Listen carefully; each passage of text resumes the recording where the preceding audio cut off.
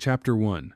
The Betrayal Gala. The grand ballroom of Ashford Manor blazed with 10,000 candles, their flames dancing across gilded mirrors and crystal chandeliers that hung like frozen stars. The orchestra swelled with a waltz so achingly beautiful it seemed to mock the cruelty unfolding beneath its notes.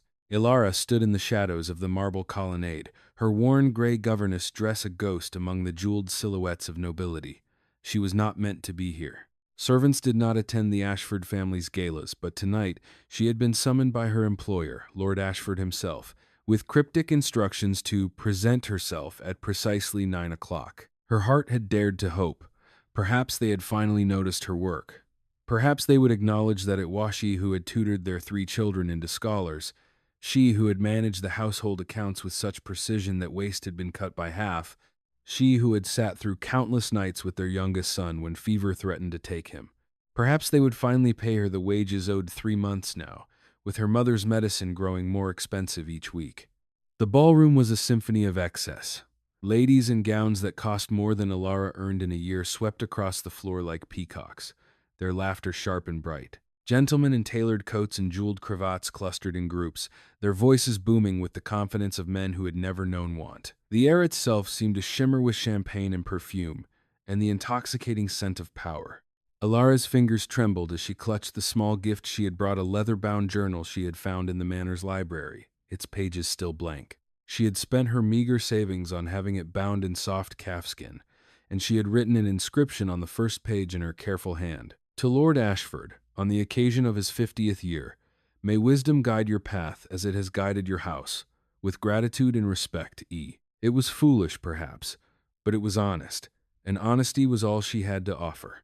She waited in the shadows, watching Lord Ashford hold court near the grand staircase, his silver-haired head thrown back in laughter. Watching Lady Ashford, his wife, drape herself across the arm of a velvet settee like a cat, her diamonds catching the light with each languid gesture. Watching their daughter, Constance beautiful, cruel Constance, dance with a succession of wealthy suitors, her smile sharp as broken glass. At 9 o'clock, precisely, a footman appeared at Ilara's elbow. "Miss Ilara," he said quietly, his eyes carefully averted. "Lord Ashford requests your presence in the center of the ballroom. Now." Her stomach clenched, but she rose, smoothing her dress with trembling hands, and followed him through the crowd. The orchestra was playing a particularly grand waltz. Couples spun across the floor in perfect synchronization, a dance of practiced elegance. As Ilara emerged from the shadows, conversations began to falter.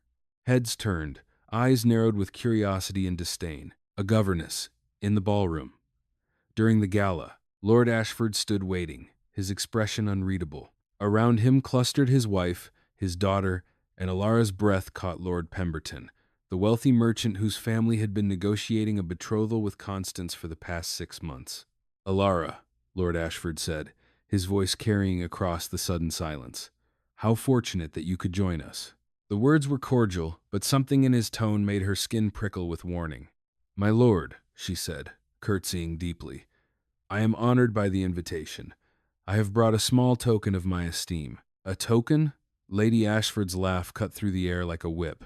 "How quaint. Do show us, dear." Ilara extended the journal with both hands, as was proper. Lord Ashford took it, examined it for a long moment, then handed it to Constance without opening it. "Constance," he said, "perhaps you would like to read the inscription aloud, so that our guests might understand the presumption of our governess?" Constance's eyes glittered with malice as she opened the journal. She read the words slowly, deliberately, her voice dripping with mockery. Around them, the crowd began to snicker. Ilara felt her cheeks burn, but she kept her chin high, her hands folded before her. This was a test. It had to be. Some strange game of the nobility that she did not yet understand. "How touching," Lord Pemberton said, his voice thick with amusement. "The governess presumes to advise the master of the house. Next, she'll be asking to dance with the Duke himself." The crowd erupted in laughter. Even the orchestra seemed to pause, as if the very music was mocking her.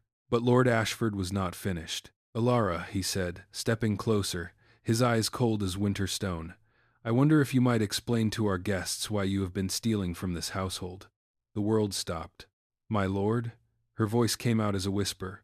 I have never. The household accounts, Lady Ashford interrupted, her smile venomous. We discovered the most fascinating discrepancies. Money unaccounted for, supplies missing, and all of it occurring during your tenure as— what was your title again? Oh yes, governess. But Alara's mind reeled. The accounts she had managed so carefully, so honestly. She had cut waste, yes, but she had documented every penny. If you would allow me to show you the ledgers, I can explain every entry. We have no interest in your explanations, Lord Ashford said coldly. What we are interested in is your immediate departure from this household. You are dismissed, effective immediately.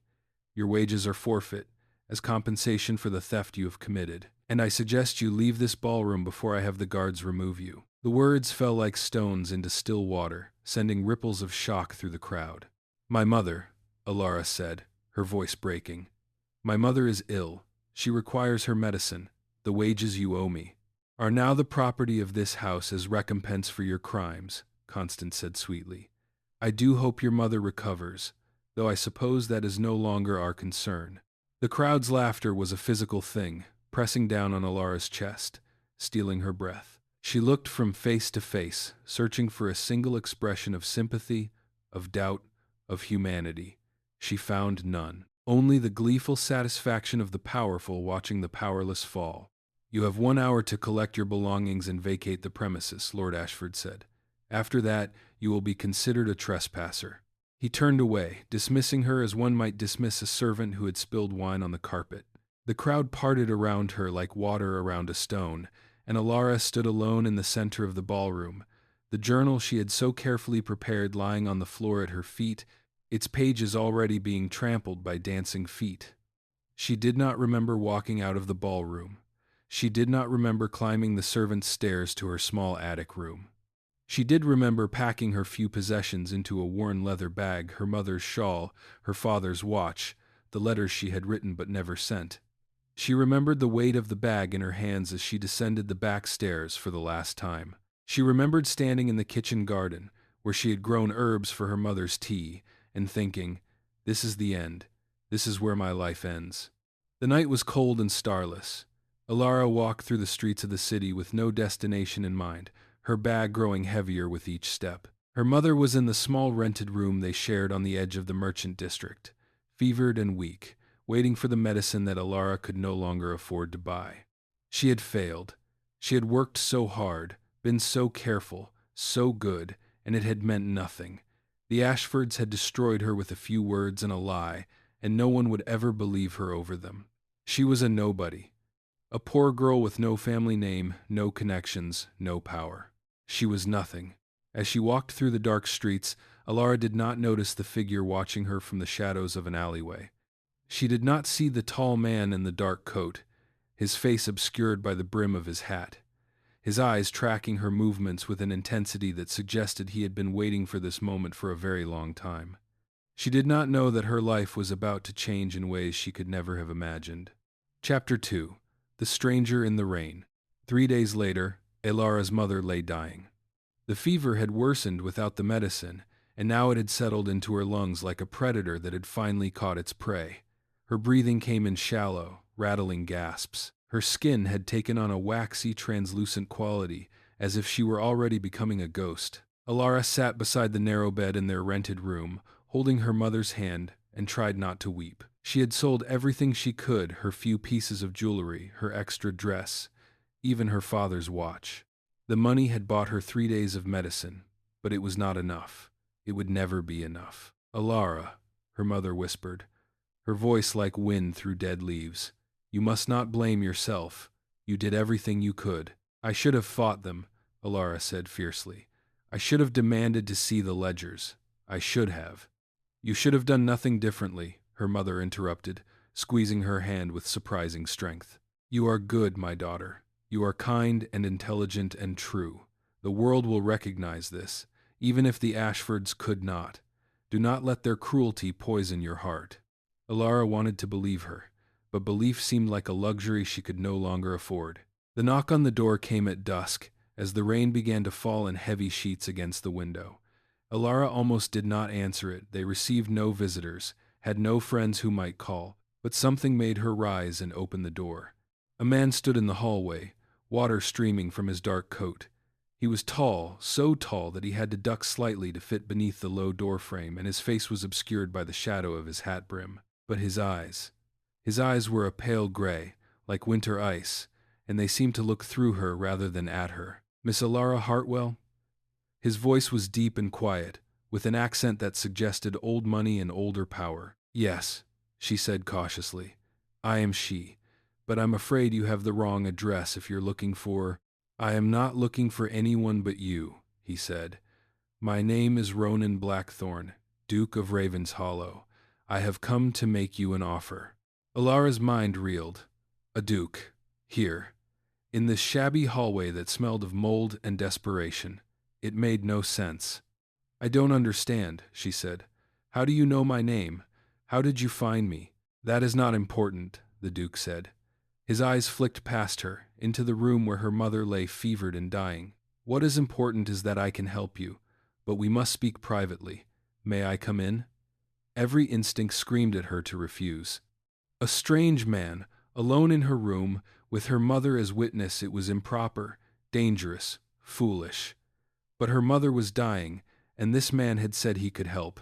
She stepped aside. The Duke entered the room with the careful grace of a predator, his movements economical and controlled. He approached the bed where Alara's mother lay and looked down at her for a long moment without speaking. "How long has she been ill?" he asked. 3 weeks, Alara said. "The fever came on suddenly. I've been trying to manage it with what medicine I can afford, but—" She stopped, unwilling to admit the full extent of her helplessness to this stranger. The Duke reached into his coat and withdrew a small leather purse. He set it on the bedside table. The weight of it suggested it was heavy with coin. "There is enough there for the best physician in the city, and whatever medicine she requires," he said. "Use it." Alara stared at the purse, then at the Duke. "Why would you do this? You don't know us. You don't know anything about us." "On the contrary," the Duke said quietly. "I know a great deal about you, Miss Hartwell. I know that you were dismissed from the Ashford household under false pretenses. I know that you are intelligent, capable, and honest. I know that you have sacrificed everything for your mother's well-being, and I know that you deserve far better than this." "How could you possibly know any of that?" Alara whispered. The Duke turned to face her fully, and in the lamplight she could see his features more clearly now. He was perhaps 35, with sharp cheekbones and a jaw that looked carved from stone. There was a scar that ran from his left temple to his cheekbone, pale against his tanned skin.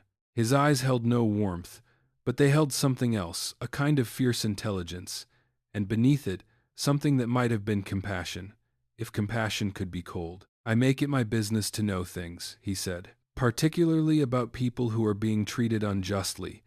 The Ashfords are known to me, their crimes are known to me, and you, Miss Hartwell, are known to me." "I don't understand," Alara said again. "What do you want from me?" "I want to make you a proposal," the Duke said. He gestured toward the small chair in the corner of the room.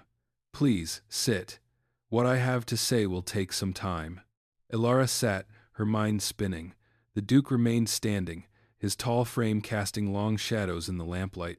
"I am in need of a wife," he said without preamble. "Not for love, you understand, for strategy, for alliance, for reasons that I will not fully explain to you at this time. I require a woman who is intelligent, who can navigate the complexities of court politics, who will not be swayed by the shallow concerns of nobility. A woman, in short, who is not of nobility." Alara's breath caught. "You're asking me to marry you?" "I am offering you a contract," the Duke corrected. "A marriage of convenience to last for 1 year. During that year you will have access to my resources, my protection, and my assistance in addressing the injustices that have been done to you. After 1 year, if you wish to dissolve the marriage, you may do so. You will be provided with a substantial settlement enough to ensure your mother's comfort for the rest of her life, and your own independence thereafter." "But why?" Alara asked. "Why would you do this? What could you possibly gain from marrying a governess?" The Duke's expression did not change, but something flickered in his eyes, something that might have been pain, or memory, or regret. "That," he said, "is something you will understand in time. For now, you need only know that I am offering you a way out of this situation. Your mother will receive the best care. You will have security, and those who have wronged you will face consequences. Elara looked at her mother, who was watching this exchange with wide, fevered eyes. Then she looked back at the Duke. "If I refuse?" she asked. "Then I will leave, and you will never see me again," the Duke said. "Your mother will likely die within the week. You will be left alone, with no prospects and no hope. That is the reality of your situation, Miss Hartwell. I am offering you an alternative." It was not a kind offer. It was not even a particularly generous one, when stripped of its trappings. It was a transaction, pure and simple, but it was also the only lifeline being thrown to her in the darkness. "I need time to think," Elara said. "You have until tomorrow at noon," the Duke said. He withdrew a card from his coat and set it on the table beside the purse of coin. "If you wish to accept my proposal, come to this address. Bring nothing but yourself. Everything else will be provided." He turned toward the door, then paused.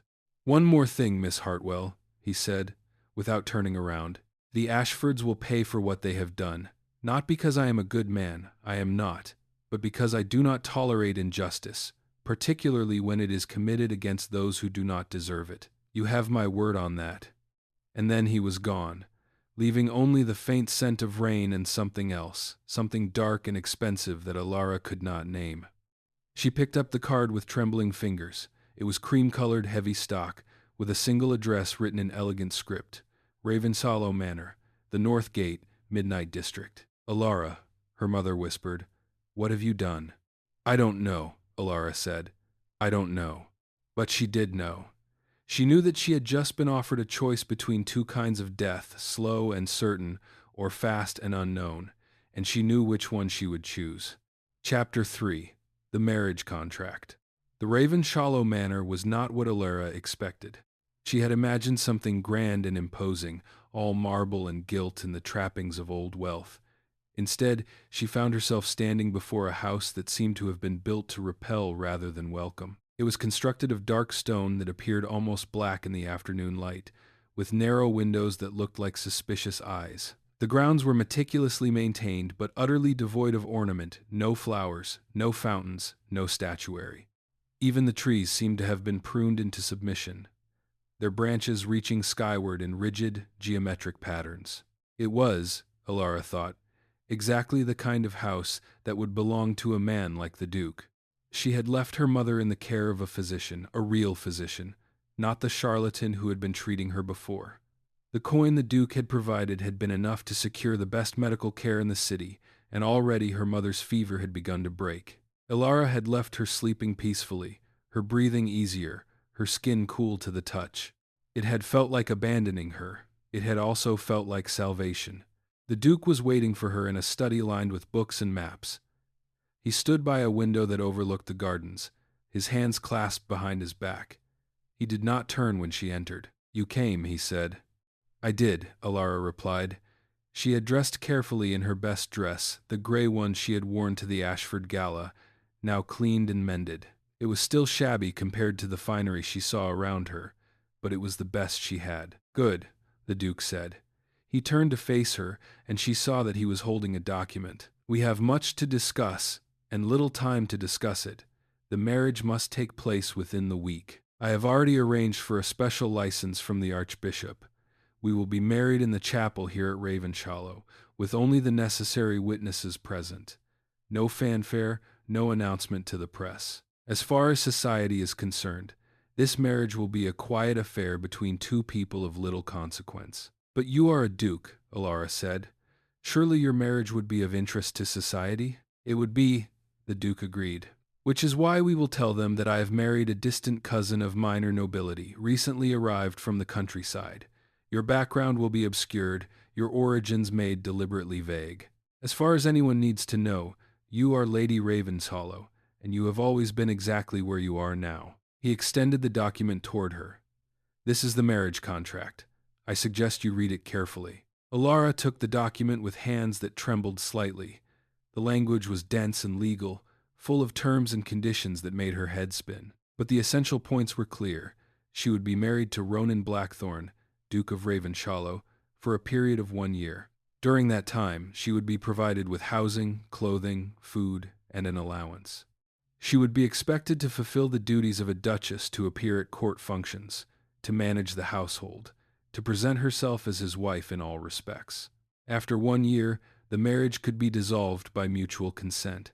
Upon dissolution, she would receive a settlement of £50,000, a sum so vast that Alara could barely comprehend it. "This is too much," she said, looking up from the document. "Why would you offer me so much?" "Because I require discretion," the Duke said. "Because I require a wife who will not betray my secrets or my plans. And because, frankly, I can afford it. Money is not a concern for me, Miss Hartwell. Your well-being is." There was something in the way he said it that made Alara pause. It was not the tone of a man making a business transaction. It was the tone of a man who had made a decision and would not be swayed from it. "What are these secrets?" she asked. "What plans? You've told me nothing about why you need a wife or what you intend to do with me." "No," the Duke agreed. "I have not, and I will not, until you have proven yourself trustworthy. For now, you need only know that your role is to be my wife in name and in public. In private, you will have your own chambers, your own life. I will not.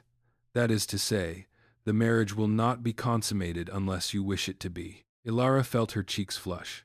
"I see. Do you?" the Duke asked. His pale eyes studied her with an intensity that made her feel as though he could see through her skin to the thoughts beneath. "I wonder. You are very young, Miss Hartwell.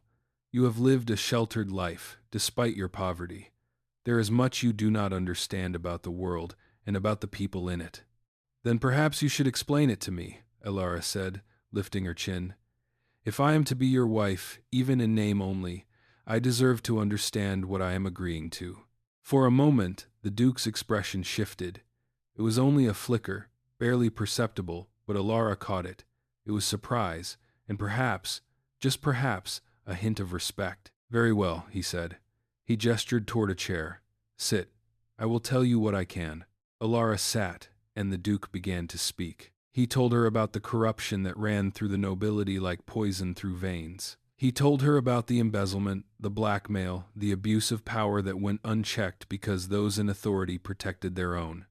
He told her about the Ashfords, specifically about how they had stolen from their tenants, how they had falsified records, how they had destroyed lives for profit and amusement. "I have been gathering evidence against them for some time," the Duke said. "But I cannot act alone. I need someone inside their circle, someone they will not suspect, someone who has reason to want revenge." "You want me to spy on them," Alara said slowly. "I want you to help me expose them," the Duke corrected. "There is a difference. As my wife, you will have access to circles of society that would otherwise be closed to you. You will hear things, see things, and..." Chapter 4. The Duchess Awakens. The chapel at Ravenshollow was small and austere, lit by candles that cast dancing shadows on the stone walls. There were only 5 people present: Alara, the Duke, the Archbishop, and 2 witnesses, a stern-faced woman who introduced herself as the Duke's housekeeper, and a thin man with sharp eyes who said nothing at all. Alara wore a simple white dress that had been provided for her, with a veil of delicate lace. It was beautiful, but it felt like a costume, like she was playing a role in someone else's story. The ceremony was brief and businesslike. There were no vows of love, no promises of devotion, only the legal words that bound them together in the eyes of God and the law. When the Archbishop asked if anyone objected to the union, the silence that followed felt heavy with unspoken things. The Duke slipped a ring onto her finger, a band of white gold set with a single diamond. It was cold against her skin. "I now pronounce you husband and wife," the Archbishop said. "You may kiss the bride." The Duke turned to her, and for a moment Alara thought he might refuse. But then he leaned down and pressed his lips to hers, a kiss so brief and impersonal that it might have been a handshake. It was over before she could even register what was happening. "Congratulations," the housekeeper said dryly. "Shall I prepare the wedding breakfast?" And just like that, Alara Hartwell ceased to exist. In her place stood Lady Ravenshollow, Duchess of Ravenshollow, wife of the most feared man in the realm. The days that followed were a blur of adjustment and discovery. Alara was given chambers in the east wing of the manor, a suite of rooms more luxurious than anything she had ever imagined. There was a bedroom with a 4-poster bed draped in emerald silk, a sitting room with a fireplace and comfortable chairs, a dressing room filled with clothes that had been tailored to her measurements, and a private bathroom with hot water that flowed from taps at the turn of a handle. It was overwhelming. It was also, she realized, a gilded cage. The Duke was rarely present. He spent his days in his study or away from the manor entirely, attending to business that he never explained. He appeared at dinner, where they sat at opposite ends of a long table and made polite conversation about nothing of consequence. He was unfailingly courteous, but there was a distance between them that seemed impossible to bridge. It was Alara's mother who helped her understand what was happening. She had been moved to a cottage on the estate, a charming little house with a garden and a view of the rolling hills beyond. Alara visited her every day, and it was during one of these visits that her mother finally asked the question that had been hanging between them. "Do you love him?" her mother asked, as they sat in the garden, watching the sunset paint the sky in shades of gold and crimson. "No," Alara said. "I barely know him." "But you trust him?" Alara considered this. "I think so. He has kept his word about everything. He has been kind to you. He has given me security and comfort. But there is something about him that frightens me. Something hidden." Her mother reached over and took her hand. "There is always something hidden in men like that," she said. "Men who have seen too much, done too much. They learn to hide their hearts because the world has taught them that hearts are liabilities. But that does not mean the heart is not there." "How do you know that?" Alara asked. "Because I see it in the way he looks at you when he thinks you are not watching," her mother said. "There is something in his eyes, something that suggests he cares more than he wishes to admit." Alara wanted to believe her mother, but she had learned, through bitter experience, that hope was a dangerous thing. It was at the Duke's birthday gala exactly 1 month after their marriage that everything changed. The gala was held in the grand ballroom of Ravenshallow Manor, and it was attended by the cream of nobility from across the realm. Alara had been prepared for weeks, coached by the housekeeper on the names and titles of the guests, the proper forms of address, the intricate dance of social hierarchy that governed the nobility. She wore a gown of deep blue silk that brought out the color of her eyes, and her hair had been arranged in an elaborate style that took 2 hours to complete. She looked, she had to admit, like a duchess. She did not feel like one. The Duke stood at her side as they greeted the guests, his hand occasionally touching the small of her back in a gesture that was both possessive and protective. To anyone watching, they appeared to be a devoted couple. Only Alara knew the truth, that they were strangers playing a role. The evening progressed with the usual rituals of nobility. There was dancing and feasting and endless conversations about bloodlines and estates and the price of grain. Alara moved through it all with the grace she had learned, smiling when appropriate, saying the right things, playing the part of the perfect duchess. And then, near the end of the evening, something unexpected happened. A woman approached them, a lady of perhaps 40, with sharp features and sharper eyes. She was dressed in a gown of crimson silk, and she wore her jewels like weapons. "Your Grace," she said, curtsying to the Duke, "how delightful to see you. And this must be your new wife. How unexpected." "Lady Pemberton," the Duke said, his voice cool, "I trust you are well." "Quite well," Lady Pemberton said. She turned to Alara, and her smile was a knife. "I must say, I was surprised to hear that you had married, and to someone so unremarkable. Tell me, my dear, where do you come from? I don't believe I've heard of your family." Alara felt the Duke's hand tighten slightly on her back. This was a test, she realized. This was the moment when her training would be put to use. "I am from the countryside," she said, her voice steady and pleasant. "A very small estate, quite remote. I doubt you would have heard of it. My family prefers privacy to society." "How very mysterious, lady."